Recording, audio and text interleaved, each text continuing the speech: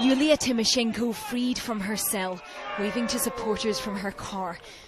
On her way now to Independence Square, this country's most famous political prisoner, now a symbol of a changing Ukraine. The presidential administration today is in the hands of the protesters, the barricades painted in the colours of the national flag. These men control this building now. Our hundreds of self-defense are protecting the government buildings from the hot heads and from another people. Where are the police? Police, I can tell you, I don't know. Through these gates, what was one of the most heavily defended sites in the capital, apparently abandoned in the night. The man who yesterday was in charge of security answers to the protesters now. This is the presidential administration building. See, the flag outside now has been lowered to half-mast in honour of those who have died here.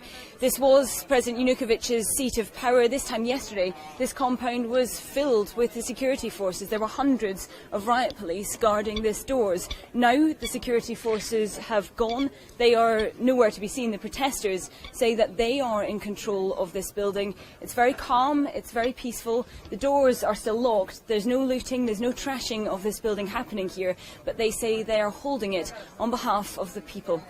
I think we will wait until new president will come into this building. We are in full control of the perimeter of Maidan, and we are in full cooperation with the governmental workers who are responsible for the safety and sustainability of this building.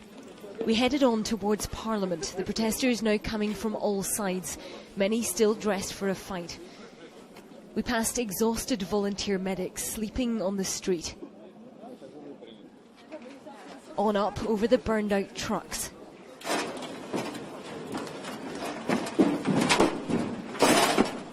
Behind us, a family. Everyone wants to have a look. Glory to Ukraine, he says. They're bringing their children here. They want them to remember this day. A man with a trumpet started to play the national anthem. Everyone stopped. It's come to stand for so much. They feel this is the start of a new Ukraine. But no one has forgotten how they got here. The fighting just 48 hours ago. I just turn around and try to run, and they shoot my back. Inside Parliament, they voted to impeach the president. They're singing the national anthem here too, applauding the end of Yanukovych's regime. He says this is a coup, that these actions are illegal, that he's still the legitimate leader of Ukraine. I'm doing everything to prevent the bloodshed of the people who are close to me. I'm always threatened with ultimatums. I'm not going to leave the country. I'm not going to resign. I'm a legitimately elected president. I've been given guarantees by all the international mediators with whom I worked. They have given security guarantees. But Yanukovych has already abandoned the presidential residence. The crowds coming in such numbers, we had to hitch a lift on quad bikes to get through. Inside, a monument to one man's extravagance and a sense that the people are on the march. Victory! Victory! Thank you, Europa! Thank you, USA! Thank you very much! Everyone here is taking photos. They're bringing their children. There's so much to see, it's hard to know where to start. Every whim seems to have been indulged.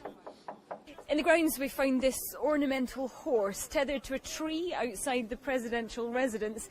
Today surveying the hundreds, now thousands, who are coming here to see where their money's been spent and bringing their children to witness this moment. We just wanted to know where our money, where our taxes, and now we see it, and that is terrible. And you can see, I mean, what do you think as you look at the president's grand residence here? We think that it should be now for our children, you know, children without parents, to make here something like that. They know this is not the end here, that there's still a long way to go. But it's a start, a day to remember, a moment in the history of Ukraine. Katie Stallard, Sky News, Kiev.